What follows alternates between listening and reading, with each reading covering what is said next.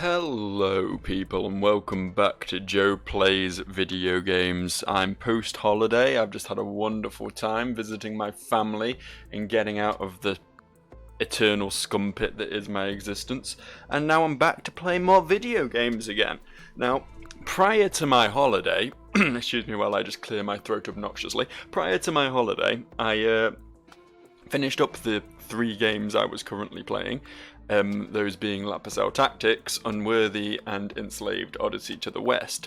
So, as it stands, my schedule is completely open to play whatever the hell I want to play, but the problem is I have quite a selection of games I want to play, and while I normally play a couple of games at a time on my channel, there's one I definitely want to get around to doing, so that one is set in stone. But the other one, I don't really know what I want to play yet. So here's what I'm doing. This is Risk of Rain 2. This is a game that came out this year. Well, I say came out this year, it's still in early access, but it is open to the public as of this year.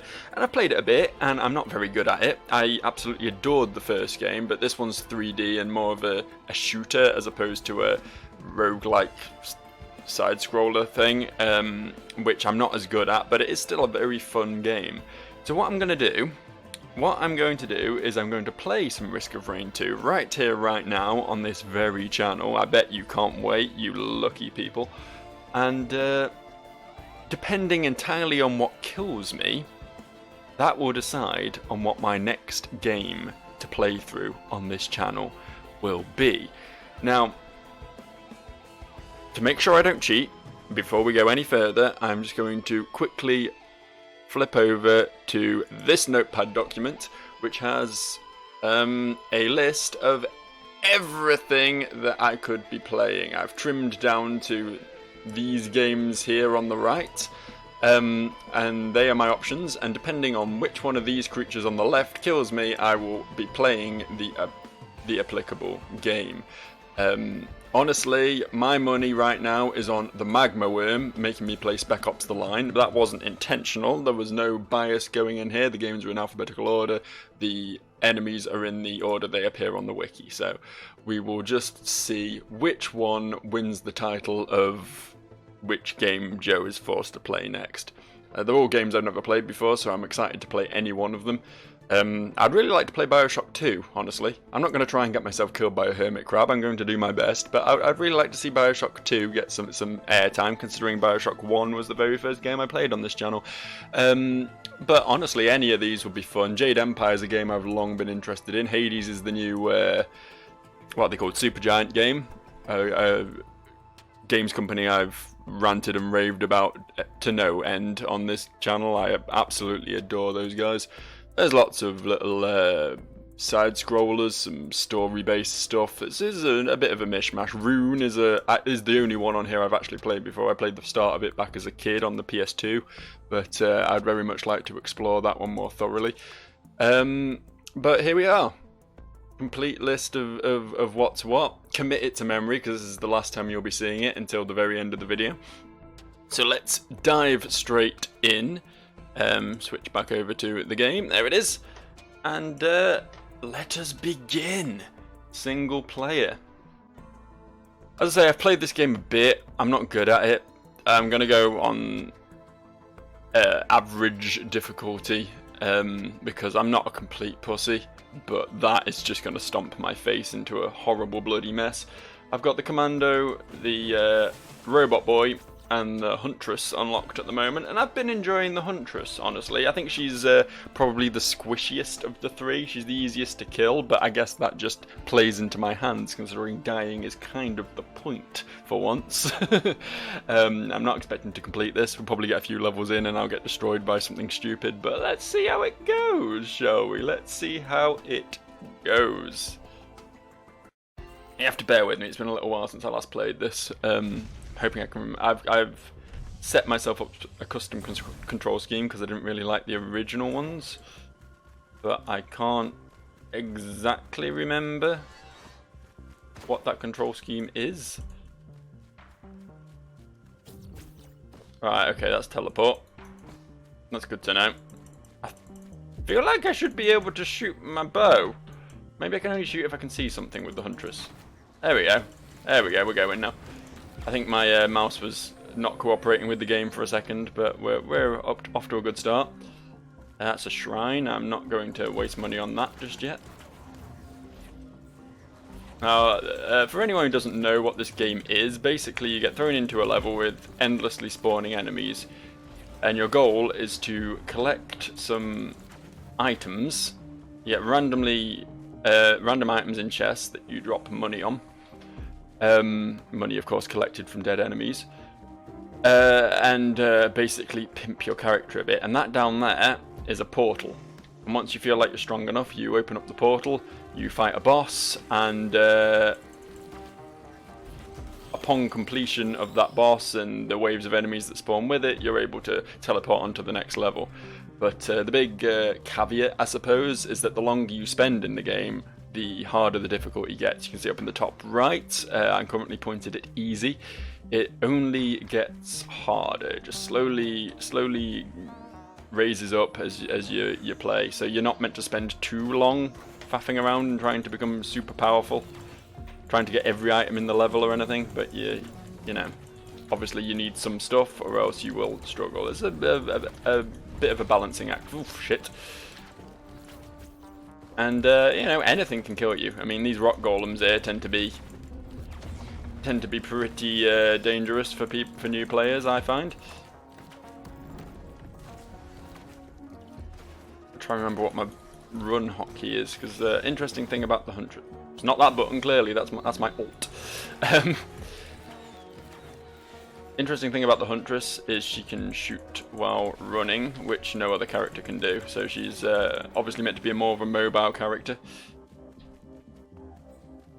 I actually have to remember to run more often on this character. I'm more used to the Commando. The starting character is the one I've played the most. But I've been enjoying the Huntress. She's pretty cool. There's one behind me. Hello.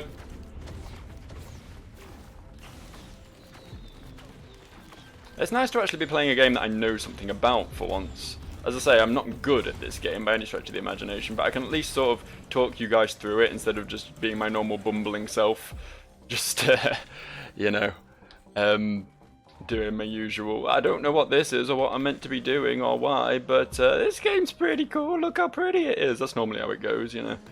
My usual top-notch commentary that you get out of me. I've not found any items so far, it's really disappointing. There's a few drones on the floor, which will defend me if I pay them money, but I'm more interested in actual items. There we go.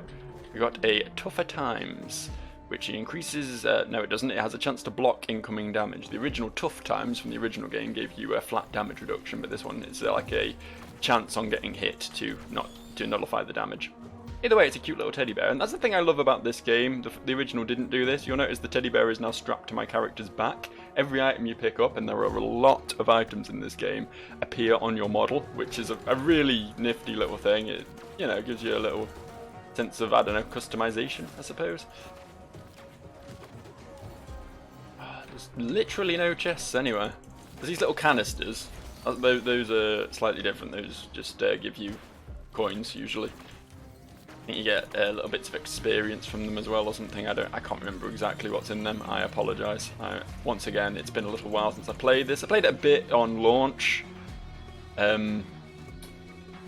Bashed it pretty heavily with a few of my friends. This game is cooperative, I should add. It's fully implemented multiplayer. I think it's up to 4 player. I might be wrong on that. Can't remember exactly.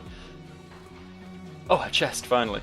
The chests are guaranteed to always have an item in them, whereas the shrine that I gave money to earlier is not guaranteed. That's pretty much all I needed to say. It's a sort of gamble whether you get anything from that. I'm going to activate the portal now, which is going to bring us a boss. It is the Wandering Vagrant, which hopefully I won't die to, as the fella. One of the less dangerous bosses, but a boss nonetheless, and one I'm, you know, as rusty as I am right now. It's a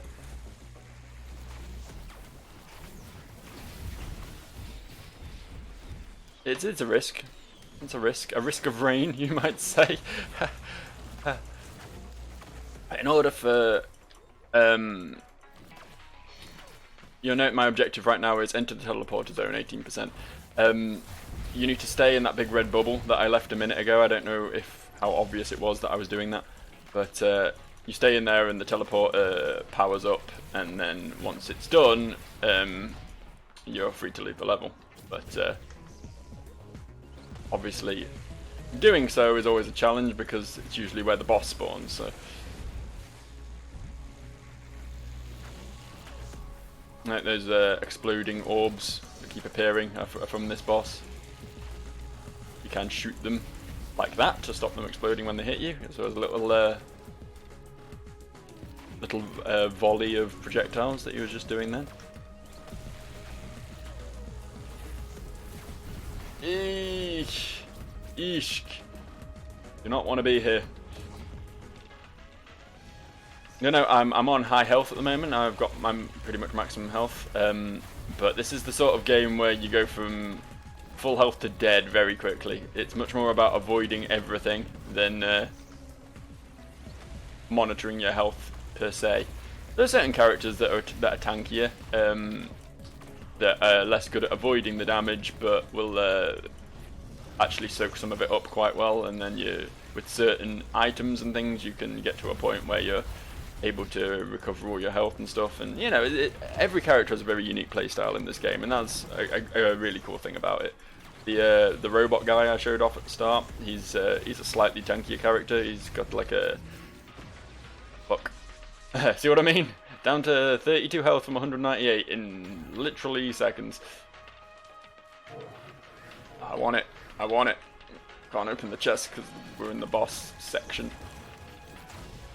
Don't want this to be over this quickly. I want to at least give the higher level enemies a chance of winning this little challenge. That there is an elite version of a crab enemy. Sometimes that happens. You spawn a regular enemy with some extra powers. That one seems to be some lightning-based shenanigans. As I say, if this was the original Risk of Rain, I'd have a lot more to say on the matter. I'd be able to be a lot more Well, I got smushed by the Wandering Vagrant in 12 minutes time, so our winner is Seasons After Fall. Congratulations, step right up, my video game friend. You will be the next game played on this channel. Well done to you, Seasons After Fall. It's a game I picked up a while ago, actually. I'm going to keep playing this because we've only gone 12 minutes, and you know, it's an interesting game, I think. It's worth having a look at. We're actually going to play the Commando this time. But yeah, Seasons After Fall. There were several games in a similar sort of style that came out around the same time, several years ago now, probably 2013, somewhere around there.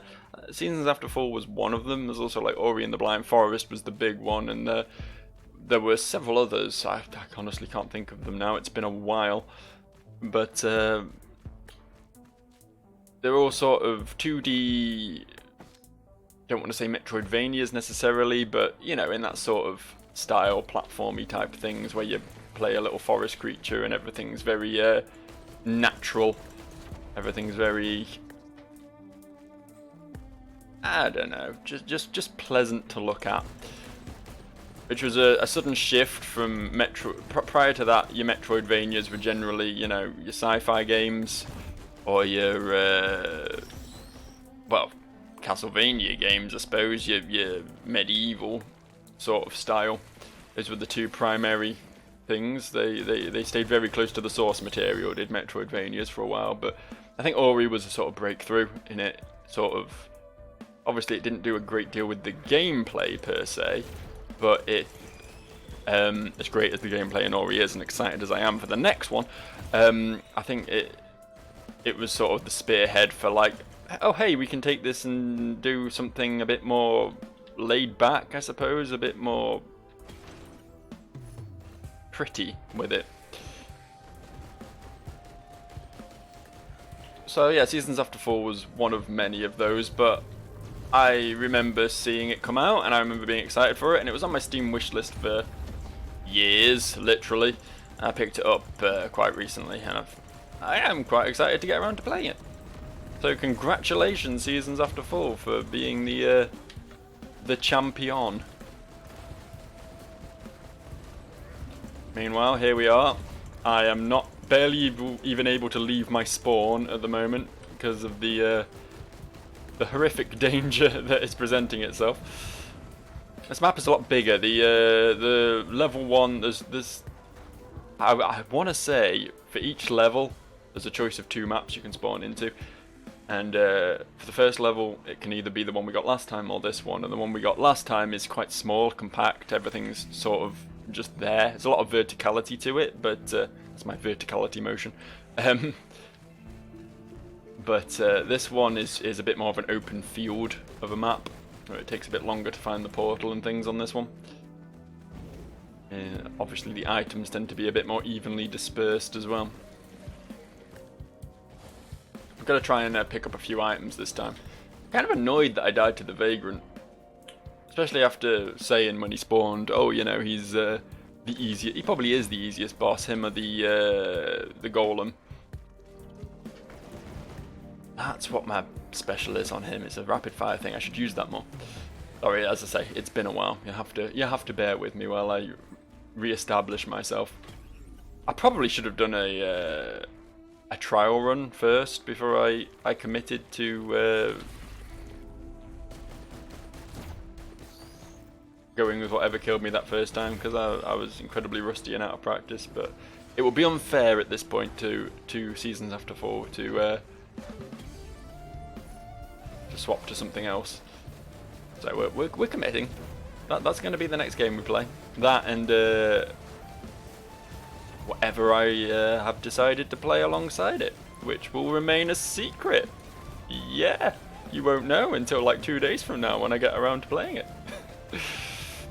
I should mention that Sundered, that game Sundered that I was playing, I don't intend to give up on that. I do like that game. I don't want to. I think I've been kind of unfair on it in that I just sort of cancelled it, and I can't remember even what I switched over to. Was it when Devil May Cry came out? I decided to switch over to that, and then never really went back. But I do intend to eventually. But at the moment, I'm not really feeling it. I don't know. As I say, it's a good game. I was enjoying playing it, especially since I'd only just reached a boss as well. It was a sort of prime time to keep playing, really, but there were other more pressing matters, I suppose. So hopefully before the end of the year we'll get around to finishing that bad boy. But this isn't going great either, is it? Not even at the boss yet. Getting destroyed. Should be sprinting more because I picked up the rose gold buckler, whatever it's called. The second, you can see my items in the top there. I never mentioned that previously, but those are the items I picked up. The first one, armor piercing rounds, does more damage to bosses. Increases your damage against bosses by a slight amount, which is why I selected that from the shop. And the gasoline has a chance of making enemies explode, I believe, on death. But the Rose Gold Buckler is a pretty nifty item in that it decreases the damage you're taking while sprinting. You can see those little shield icons rotating around me now. And I should really be abusing that more.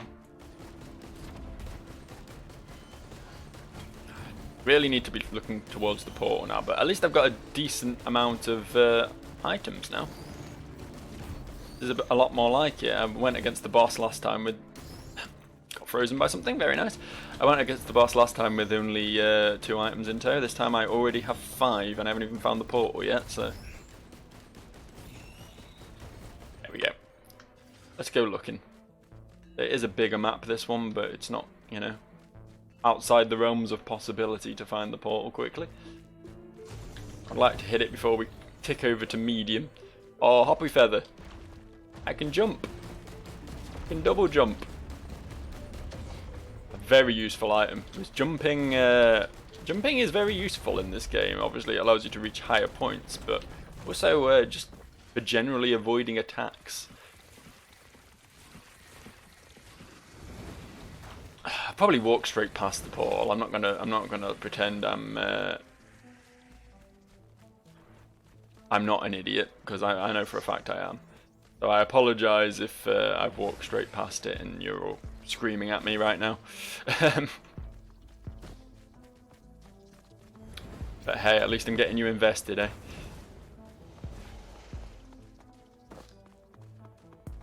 Back over here in Shrine Valley.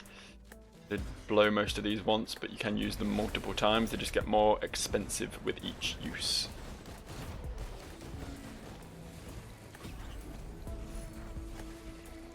Turn invisible on taking heavy damage. That sounds nifty.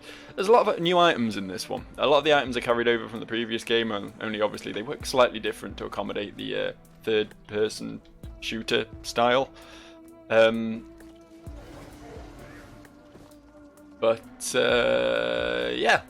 it's there's also a lot of new stuff that I usually have to double check what it does when I pick it up. Like my use item, you notice I've got an item on my Q button now. That was one of the items I picked up. I can't remember actually what it is. Oh, that's nifty. That's very cool. A black hole that sucks things towards it.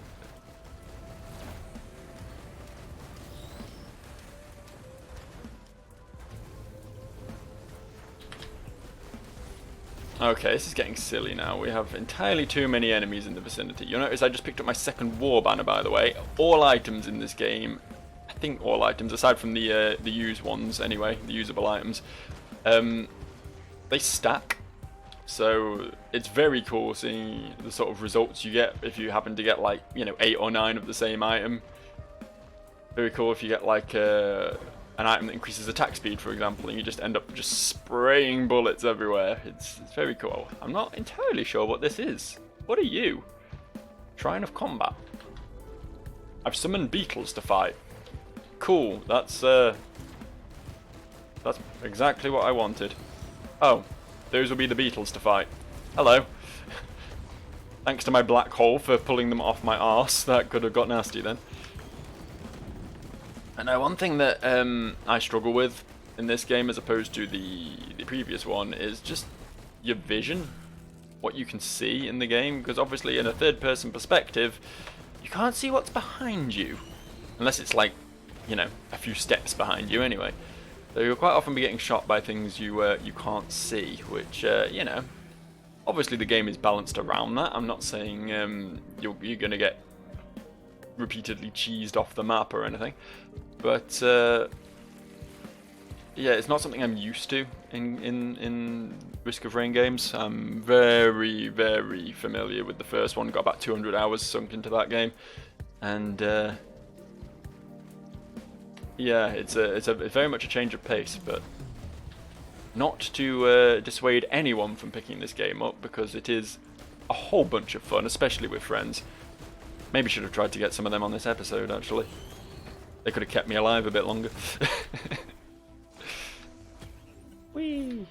Aha! Lensmaker's glasses. Critical strike chance to do double damage. I mean, I'm still gaining items, so I mean, it's not a great loss if I still haven't found the portal, which I still haven't. But it would be nice to get around to that sooner rather than later. We are about to tick over to medium difficulty, which, as far as I know, upping the difficulty just, for the most part, just increases the health and damage of enemies. But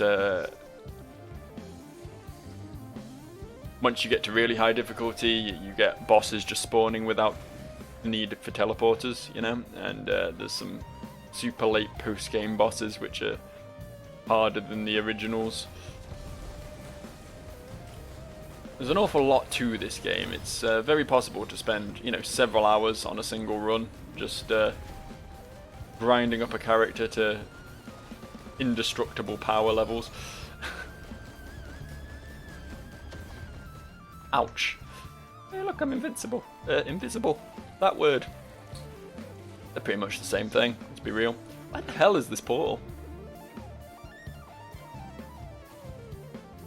I have places to be. I'm aware I keep calling it a portal when it's technically a teleporter, but honestly those words pretty much mean the same thing, right? Right. That's what they are. A teleporter is a portal. But a portal isn't necessarily a teleporter. I was hoping I'd get some sort of perspective from being up here. I'd be able to.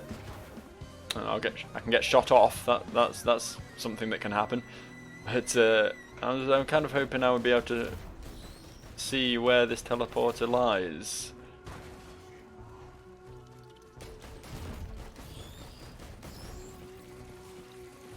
I feel like it's got to be. Oh, is that it? Yeah, I think I've spotted it. I feel like I've been over there. Haven't I been over there? Ooh, I've not been over here, that's for damn sure. We have a Tougher Times and another Tougher Times. Nice. I'm getting a lot of survivability items right now, which works out very nicely for me because I am an expert at being bad. Let's see what this boss is going to be then. Overloading stone golems. Okay, instead of giving us, instead of giving me an actual boss, it's giving me a group of more difficult regular enemies. That's fine. I didn't know it could do that, but it's cool nonetheless.